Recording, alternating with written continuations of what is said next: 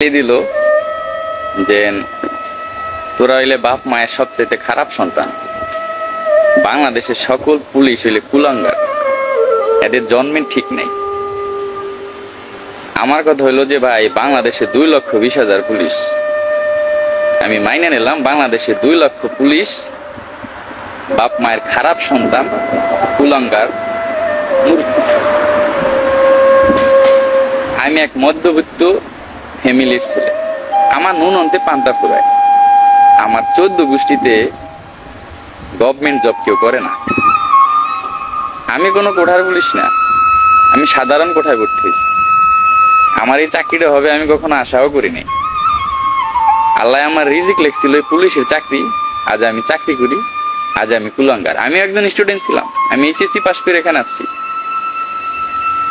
যাই হোক, জনগণ আমাদের গালাগালি দেবে, এটা আমরা শুনি বা আরো শুনতে হবে, তা নিয়ে আমার কোনো আফসোস নেই। কিন্তু আমার যেটা বলার সেইটা হইলো, সবাই বলতে আছে যে এই পুলিশ সদস্যদের সব বাদ দিয়ে দেন, আমরা মেধাবীরা এখানে আসবো, আমরা দেশটাকে গর্ব। ভাই, আমাদের ভিতরে হাজার হাজার বিসিএস ক্যাডার আছে। আমার লেখাপড়া এখন চলমান। এই যে দেখেন, এখন বাজে রাত 3টা, আমি রাস্তার ভিতরে একা, কেউ নাই, আমি একা আছি। কার জন্য আছি? আমার মা বাবার জন্য? অবশ্যই না, দেশের মানুষের জন্য। সবাই ঘুমাচ্ছে আর আমি সারা রাত এই রাস্তায় দাঁড়ায় দাঁড়ায় ডিউটি করব। সকালে ঘুম থেকে তারা উঠবে ফ্রেশ মাইন্ডে, যখন আমারে দেখবে, মানে সরাসরি না পারলে মনে মনে একটা গালি দেবে যে শালা কুলাঙ্গারের বাচ্চার মুখটা দেখলাম, আমার দিনটাই খারাপ হয়।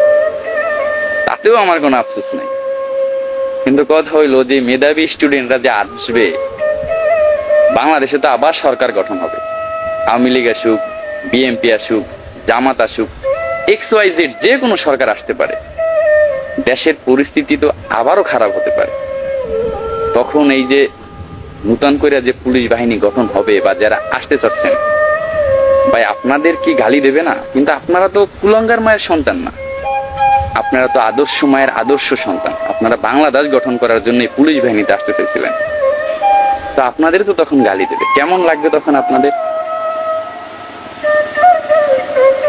সব পুলিশ খারাপ না ভাই, সবাই এক না, সবাইকে এক পালায় মাইপেন। 3000 পুলিশের নিয়োগ আসলে 18 লক্ষ আবেদন করে।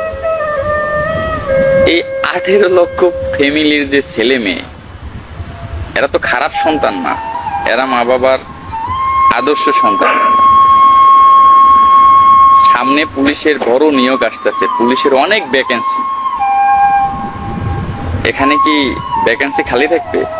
অবশ্যই খালি থাকবে না। সবাই পুলিশের চাকরির জন্য আবেদন করবে, সবাই চেষ্টা করবে। যখন চাকরিটা হবে সেও বলবে আলহামদুলিল্লাহ, আমি গর্ববোধ করছি, আমি একজন বাংলাদেশ পুলিশ বাহিনীর সদস্য হতে পেরেছি। এই কথাটা আমিও বলছিলাম যখন চাকরিটা পাইছিলাম। মা বাবার মুখে হাসি ফুটছিল, আমার মুখেও হাসি ফুটছিল।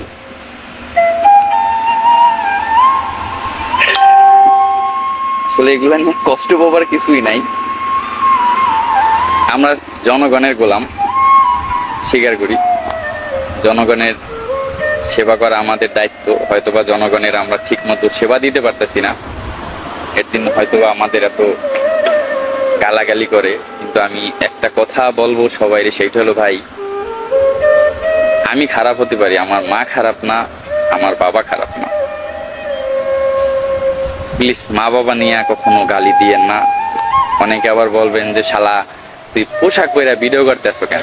ভাই, আমি সিভিল পোশাক পরার সময় পাই না ভাই, সারাক্ষণ এই ডিউটি লাগে থাকে। আমার যখন চাকরি হয়েছিল তখন আমি 2টা শার্ট কিনছিলাম, শার্ট 2টা আমি এখনো পরি, পুরান হয় নাই।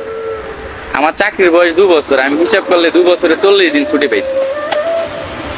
40 দিনে 2টা শার্ট পূরণ হয়ে যাওয়ার কথা না, বা আমার যায় না, কারণ আমি হইলাম গরিব ঘরের সন্তান।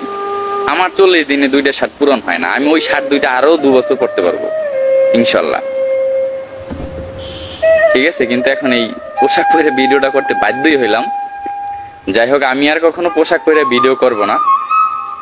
আর যারা গালাগালিজ করেন তাদের কাছে একটা অনুরোধ থাকবে যে ভাই আমারও মা আছে, বাবা আছে, আমারও বোন আছে, আত্মীয় স্বজন আছে, প্লিজ আমার জন্য আমার ফ্যামিলিটাকে খারাপ ভাববেন না। আমি আমার মা বাবাকে অনেক রেসপেক্ট করি, অনেক সম্মান করি। আমি বাংলাদেশ বাংলাদেশ পুলিশ বাহিনীকে আমি খুব ভালোবাসি, বাংলাদেশের মানুষকেও খুব ভালোবাসি। আপনারা গালি দেবেন, সহ্য করে নেব, কিন্তু মা বাবাকে দিয়েন না ভাই, বুকের বাম পাশে লাগে ভাই। ঠিক আছে, আমাদের কষ্টটা যদি বুঝতে হয়, আমাদের রুলস যদি বুঝতে হয়, অবশ্যই আপনার এই চাকরিটা করতে হবে, নাইলে আপনি আমাদের ব্যথা বুঝবেন না। আপনার সারাদিন বক বক করে আপনাদের বুঝাইতে পারবো না যে আমরা পরিস্থিতির শিকার নাকি অন্য কিছু, এগুলো সারাক্ষণ বললেও বুঝাইতে পারবো না। যাই হোক, আবেগে অনেক কথা বলে ফেলাইলাম, আপনারা আবার কষ্ট নেবেন না। সবার প্রতি ভালোবাসা এবং শুভকামনা রইল।